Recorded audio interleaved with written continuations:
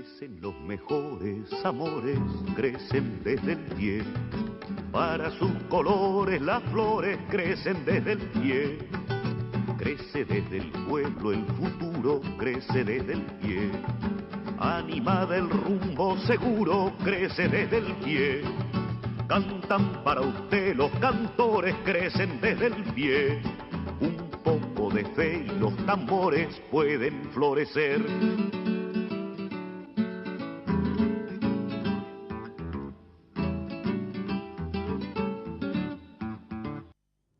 ¿Cómo les va? Muy buenas tardes. ¿Cómo andan? No, me reía porque me estaba viendo en el monitor y no me encontraba. Pero no me encuentro en otros lugares, así que no, tampoco cambia mucho. Me sigo buscando. El domingo pasado, en el programa de radio, que les recomiendo, si quieren seguir escuchando algo parecido a esto, pero sin imagen, la radio en el ET8 los domingos a las 8 de la mañana. Se llama El Canto del Viento. Hace como 31 años que está en el aire y se me ocurrió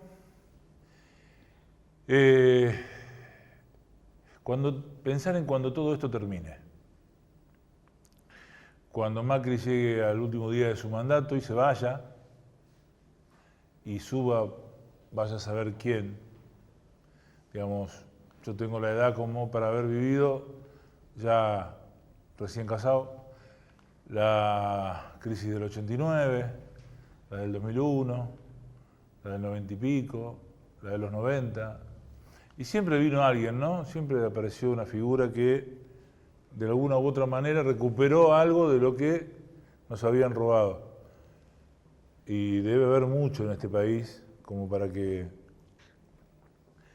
durante tantos siglos, porque son siglos, si contamos la llegada de los españoles en 1492, se vienen robando cosas de América Latina y América Latina sigue. Hablábamos con Pablo Visky hace un tiempo sobre el caso de México, ¿no?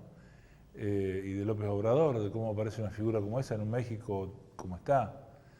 Y hablábamos de Brasil también, que están muy parecidos a nosotros con Temer, quizá institucionalmente mucho peor, porque hay un golpe de Estado donde la sacaron a Dilma Rousseff, y algo muy parecido a lo que estaba pasando con Cristina acá, con Lula encerrado como si fuera Aníbal Lecter en una cárcel de máxima seguridad. Pero igual pensaba en cómo sería el día después de Macri. Entonces encontré por ahí, porque yo guardo papeles, una nota que había archivado sobre lo que había dicho Galeano cuando ganó el Frente Amplio. Algo que llevó mucho tiempo construir, entre muchas fuerzas. Y Galeano decía, cuidar la esperanza es la propuesta que Eduardo Galeano hizo un día antes de la asunción de Tabaré Vázquez de la presidencia del Uruguay. Y sigue, ¿no? Es muy larga la nota, tampoco es para leerla ahora porque si no me hubiese quedado solo y no hubiese invitado a nadie, por ejemplo con la que tosió recién. Y Galeano dice, los medios de comunicación en el mundo lamentablemente no se han enterado que el último día de octubre del año pasado ganó la izquierda en el Uruguay, pero además ocurrió otra cosa muy importante y ocurrió que por primera vez en la historia de la humanidad se hizo un plebiscito popular sobre el tema del agua, que es el gran tema del mundo que viene, el gran tema de los próximos años, y casi el 65% de la población votó por el agua como un derecho de todos y no como un negocio privado. No sé si les suena esto último del negocio privado, porque da la sensación de que todo tiende a ser un negocio privado, inclusive hasta la educación pública tienden a que sea un negocio privado. Decía Galeano, yo tengo la esperanza, y esa es la palabra, esperanza, de que lo del agua se contagie, que sea un ejemplo contagioso. Significa que este Estado chiquito, al que los medios no le dan la menor bola en el mundo porque ni saben dónde queda el Uruguay, es un país que tiene una vocación democrática muy porfiada, de algún modo resulta ejemplar, que valdría la pena distinguirlo. Y eso es lo que me parece más valioso rescatar de todo este proceso, porque si no, no se entiende nada. El triunfo de la izquierda no es un episodio aislado, tiene que ver con otras cosas que se han ido operando en profundidad aquí y que mal que bien indican que este país tiene algo que decir a los demás y que no es un país mudo. Eso es lo que dijo Eduardo Galeano. Entonces, otra de las cosas que dijo Galeano en otro de sus libros, Días y Noches de Amor y Soledad, él dice que hay que cuidarse, no preservarse, no luchar, pero cuidarse, porque de nada vamos a servir cuando tengamos que volver y estemos todos rotos. Así que es un desafío, pelear y cuidarse. Parece contradictorio, pero lo hemos hecho durante décadas. Esto es Desde el Pie. Vamos a presentar a nuestros anunciantes y después vamos a charlar un rato con Laura Ferrer Varela. Sindicato de Obreros y Empleados Aceiteros de Rosario. Federación de Trabajadores Aceiteros y Desmotadores del Algodón de la República Argentina. OSIAT Salud, obra social para el personal de la industria aceitera, desmotadora y afines de la República Argentina. Con la producción de Tomás Viú, mi nombre es Marcelo Nocetti, esto es Desde el Pie, una construcción colectiva, y dentro de esa construcción colectiva indudablemente está la educación pública. Sin educación pública no hay ciudadanía, sin ciudadanía no hay sociedad, sin sociedad y sin pueblo no hay democracia posible ni vida, porque, bueno, la cosa es así. Y los docentes hace meses que están peleando por su salario, por el presupuesto. En este caso estamos hablando de la Universidad Nacional de Rosario, representada hoy acá, no la universidad, sino los trabajadores de la universidad, por Laura, que es la secretaria general de la COAD. ¿Cómo te va? Un mate. Marcelo, hola a todos y todos. Sí, una corrección. Yo creo que los docentes nunca dejamos de pelear. No. Porque nuestro lugar es un lugar de pelea, la educación es un lugar de pelea. Hay muchos muertos, hay muchos maestros muertos. Sí, maestros, estudiantes y un montón de... Hace poquito se cumplió un aniversario de la Noche de los Lápices, ¿no? Exactamente, una noche triste, muy triste, que no fueron los únicos compañeros secundarios que fueron desaparecidos, desaparecidas, sino que hay muchísimos más, pero son emblemáticos por lo que significó para La Plata y en una misma noche toda esta historia. Y después que hubiese sobrevivientes que contaran la historia, ¿no? Sí, en ese caso, sabés que quería hacer un alto para saludar a una compañera de mi gremio que es Estela Hernández. Por su valentía, por su coraje, por su constancia, por su lucha. Quería hacer esa síntesis. Por supuesto, yo creo que todos los compañeros y compañeras que declaramos tiene que ver con esa historia, ¿no? Con esa historia que es necesaria hacerla, necesaria revivirla, independientemente de las veces que lo tengamos que hacer, porque es la única forma que va a haber un nunca más. Y ahora creo que yo tengo una esperanza muy grande, tenemos un nunca más, porque les pibes son les pibes, digamos, la fuerza que le han puesto a toda esta lucha los y las estudiantes secundarios es una muestra de que la muerte no pudo con nosotros, que la historia y que tantos años de sojuzgamiento no pudo, y ellos tienen memoria y la tenemos todos nosotros. Claro, porque en nuestro cuerpo. Ellos son los hijos de la dictadura. Exactamente. Ellos son, podríamos hablar de muchas cosas que podrían llegar a ser de algunos de nosotros nietos. Claro. Bueno, yo tengo hijos chicos, pero... Yo grande, pero no tengo nietos. Bueno, pero podría. Bueno, quiero decir que podrían ser, porque nosotros con la edad que tenemos podríamos tener esos chicos de la escuela secundaria, esas chicas que han llevado y han levantado las banderas y salieron por las calles de Rosario todos estos días. Y salen, porque digamos, yo tardíamente, después de los tres más grandes, tuve una que está en primer año del secundario y está intenible. Marcha que hay, marcha que quiere ir, 13 años.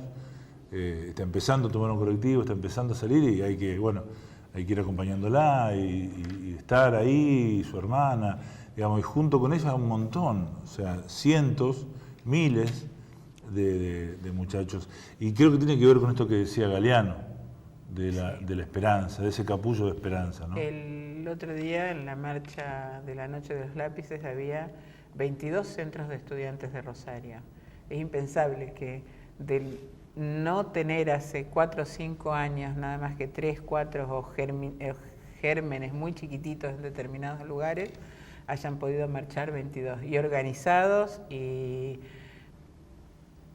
todos hacia un mismo lugar, digamos, preponderando en ellos la unidad. O sea, la pelea fue en unidad y eso es lo que está bueno, digamos, que todos juntos estén peleando y tengan claro cuál es ese enemigo que hoy tenemos al frente de todo, o enfrente, ¿no? Al frente, ese enemigo, de todos nosotros. Ese enemigo del que estamos hablando no tiene como prioridad ni la salud pública, ni la educación pública, ni la cultura, ni el trabajo. Ni el trabajo. Entonces, ustedes vienen hace meses peleando por su salario y también por el aumento del presupuesto en la universidad para que se la siga valorizando, para poder arreglar los edificios, para muchas cosas. ¿Cómo es el correlato más o menos de estos últimos meses hasta llegar a hoy día en un resumen muy apretado? Nosotros en el término del primer semestre lo que estuvimos haciendo es reclamando la paritaria.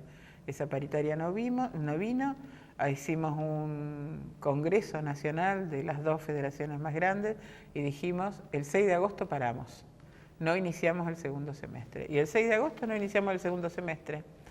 Y llevó mucho tiempo para que el gobierno dijera vamos a sentarnos de nuevo a discutir y nos volvió a ofrecer lo mismo, 15%. La verdad que la postura del gobierno es tremenda respecto no solo a nuestros salarios, sino a toda la perspectiva que le está haciendo de la educación. Y estuvimos 5 semanas de paros totales hasta que algunos sectores empezaron a aceptar esta propuesta. Podemos entrar a discutir si teníamos que seguir con el paro total, si podíamos cambiar, qué es lo que teníamos que hacer. Lo que no es posible discutir es aceptar esta propuesta. Es una propuesta denigrante, una propuesta que sigue siendo del 15% más un monto fijo, variable según la antigüedad y según los cargos, que termina llegando a un 25%, pero con un monto que es en negro. O sea, volver hacia atrás las conquistas que los docentes habíamos tenido peleando mucho en el 2005. Habíamos logrado blanquear todo nuestro salario. Hoy tenemos un monto fijo dentro de nuestro salario, un 25%, en realidad es un 10%, que no significa nada. Significa 600 pesos para un cargo simple, 1.200 para un semi-exclusiva y 2.400 para una exclusiva. Eso es lo que nos dieron. Esa es la diferencia entre la oferta inicial del mes de mayo y la oferta después de una pelea de 5 semanas de paro total. Te digo porque estuve preguntando, porque una cuestión doméstica, 2.400 pesos sale una mochila por un inodoro. Sí. Digo, qué sé yo, como para que 600 pesos no alcanza al colectivo para todo el mes. Y la cola en las panaderías en el centro, cuando cierran las panaderías, es cada vez más grande, esperando que el panadero les regale el pan que sobró. Digamos, eso se está dando en la Argentina, ¿no? No sé si Morlaquete y el Tato Iglesias había dicho, en un país hecho de pan inventamos el hambre. Sí. La situación es muy grave. La situación en la cual estamos viviendo hoy es muy grave. En salud, en educación, lo que pasó en Moreno, en represión, agarrar a una maestra que estaba haciendo una olla para darle de comer a los chicos y a los grandes, porque hoy yo vi una nota de tapa de la capital que decía, señor, ¿cuándo llega la comida? Esa nota fue tremenda, porque hablar hoy en la Argentina de nuevo, que los chicos vayan a la escuela para pedir de comer, es tremendo. Que vayan los grandes también a comer, que no tengan comida a la noche en su casa, en muchas casas. Bueno, todas esas cosas es lo que estamos viviendo hoy. En ese mismo diario ustedes lo llamaron golpistas. Sí, en realidad no nos llamó el diario, quiero dejarlo en claro, sino los padres de un grupo de padres, porque en este caso los padres pelearon con nosotros, los padres siguen peleando con nosotros, marcharon con nosotros en las distintas marchas acá en Rosario, en Buenos Aires, llevaron banderas propias en defensa y en apoyo de la educación, porque tienen en claro que la pelea no es solo por el salario, que la pelea es para que el año que viene sus hijos e hijas puedan seguir en estas escuelas, que no tienen posibilidad de seguir, porque el lunes pasado el gobierno volvió a presentar el presupuesto, un presupuesto que es denigrante para la educación, para la cultura, para la ciencia. Ahí estamos viendo en imágenes las distintas marchas, ¿no?, que hicieron, que fueron multitudinarias en todo el país. Sí, para nosotros el día de la marcha de acá, el 29 de agosto, el miércoles, yo había declarado a la mañana, y cuando estaba ahí arriba en el acto, digamos, yo veía que llegaban, y era un abrazo tan grande sentir toda esa gente que estaba llegando, que era como decir, estamos todos presentes. Sí, estamos viendo, no hay nadie que está afuera. 10, 15, 20 cuadras. No, era impresionante, fueron 50.000 personas los cálculos, vemos los drones, eso es una marcha y un acto asemejable a lo que es el 24 de marzo en Rosario, o lo que fue el 8 de marzo con la marcha de las mujeres. No quedaba nadie, sí, quedaban afuera, el PRO y sectores del radicalismo, pero marcharon con nosotros todos los sectores políticos, todas las organizaciones sociales, todas las agrupaciones estudiantiles, todos los centros de estudiantes y todos los gremios salieron. Los gremios dijeron, ustedes ordenan, nosotros vamos con ustedes, porque hoy el lugar es el de la educación. Es tremendo eso. Mirá ahora las imágenes, sí, y ver lo que es tremendo, porque es conmovedor. Ver que te digan, esperen, no empiecen, porque todavía hay gente que no salió de la plaza, es una cosa muy importante. Y día a día, al día siguiente, porque muchos nos decían, ¿cómo vamos a hacer esta marcha si al día siguiente viajamos a Buenos Aires? Y al día siguiente fuimos 40 colectivos de Rosario a Buenos Aires, y la pasamos mal, porque el frío era impresionante, la lluvia era impresionante, pero lo mismo, todos marchamos desde Congreso a Plaza de Mayo, bajo la lluvia, bajo un montón de cosas, y estuvimos ahí todos juntos de nuevo. 40 colectivos, es un montón de gente, que no es solamente de docentes y estudiantes, sino de la comunidad defendiendo la educación pública. Eso es Buenos Aires, lo que estamos viendo en este momento. ¿Cómo sigue, Laura, esto? Bueno, sigue. Lunes, sigue. Sí, por supuesto, no terminó. Nosotros volvimos a marchar el 17, como dijimos recién. Termina el 10 de diciembre del 19, si termina. Sí, espero. Tenemos que acordarnos bien para octubre qué es lo que vamos a hacer, ¿no? Para que termine en esa fecha. Yo creo que tenemos que lograr que la política económica que está implementando este gobierno termine antes, que no la pueda implementar, porque si no va a haber muchos muertos por hambre, va a haber muchos muertos desde distintos lugares y va a ser muy difícil. Antes de la muerte hay un montón de heridos que están quedando en el camino, con cosas quizás no tan graves como la muerte, pero sí hipertensiones, accidentes cerebrovasculares, divorcios. Bueno, la sociedad se está resquebrajando fruto de un Estado que tenía anteriormente una familia y que ahora absolutamente desapareció, y que tienen un abismo delante, y que tienen por delante el pago de la cuota de la casa, que tienen por delante la alimentación de sus hijos, que tienen por delante quizás el pago de un auto, porque por ahí le dio el salario para sacar un crédito y comprarse un auto, y ver que lo tienen que vender. Digamos, antes de esa muerte hay un montón de pequeñas muertes que están erosionando la célula de la sociedad, que es la familia, ¿no?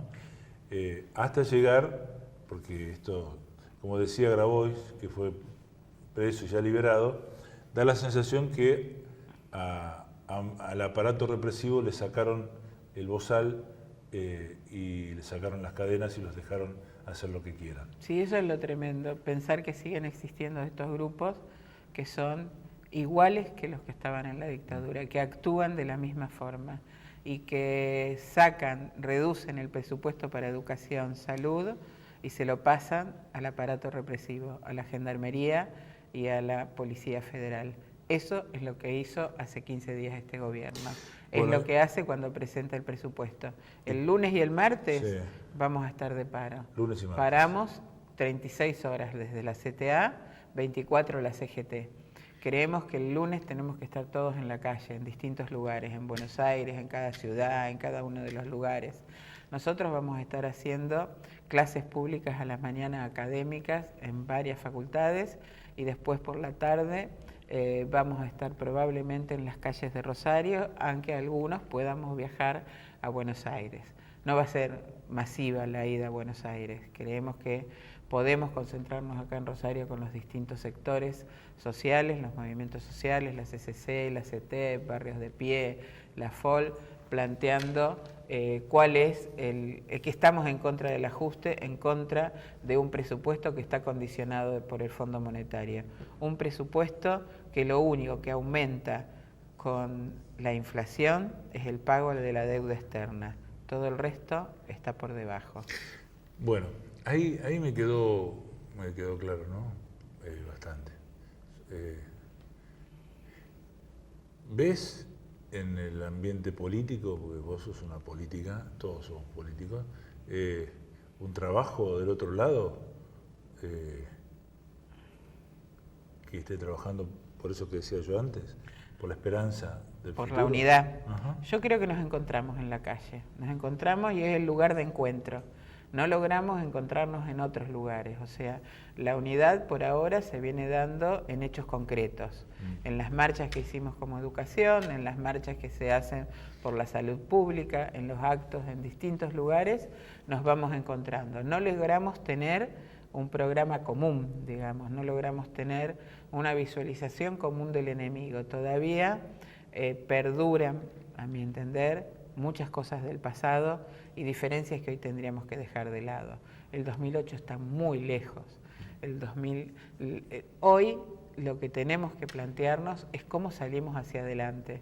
Y para eso, a lo mejor tenemos que dejar de lado esa grieta inventada que lo ha hecho el sector dominante dentro de nuestro país, llámalo macrismo, llámalo empresas multinacionales, como quiera, y poner verdaderamente la división donde tienes que estar. Los que estamos de este lado, por un país que salga hacia adelante, un país con democracia, un país con soberanía, un Entre país todos. que económicamente, y del otro lado pongamos a todos estos que lo único que hacen es llevarse la plata, bicicleta financiera, y viven de los paraísos fiscales y que tratan de ocultar lo que verdaderamente le pasa a nuestro país atrás de cuadernos, atrás de cosas que verdaderamente no son. Y que gran parte de nuestra población sigue comprando eso. Sí, pero por suerte yo me río a veces porque los taxistas son un termómetro de muchas cosas y muchos están puteando, están hablando mal del gobierno, del planteo de para qué es esto, a dónde van, y hay muchos, yo no lo voté, que bueno, siempre los tuvimos, ¿no? Sí. Pero arrepentidos muy rápido, ¿no? En 2 años y medio tener un yo no los voté, Sí. es muy importante Con pensar el riojano que... pasó mucho más. Sí, tuvimos doble elección, Doble elección. Y tuvimos que llegar al 99 para un yo no lo voté. Bueno, Laura, no, como lo verás, no va a ser esta la última vez. No, tenemos Nosotros mucho por delante. Apostamos mucho desde este programa a la educación. Creo que el Sindicato de Aceiteros también está trabajando por eso, digo porque es quien nos auspicia. Y nos vamos a ir con un tema que los chicos eligieron para marchar. Hace poquito estuvo en Rosario,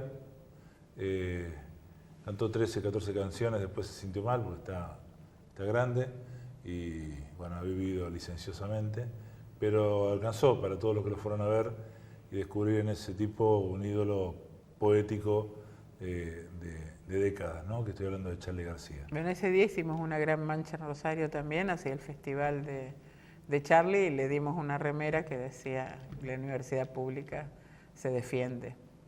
Bueno, lo dice Charly, lo dicen los pibes. Esto fue Desde el Pie hasta el próximo sábado. Recuerden que mañana a las 8 de la mañana en el LT8 hacemos el Canto del Viento y, como dicen los pibes, nos siguen pegando abajo. Chau.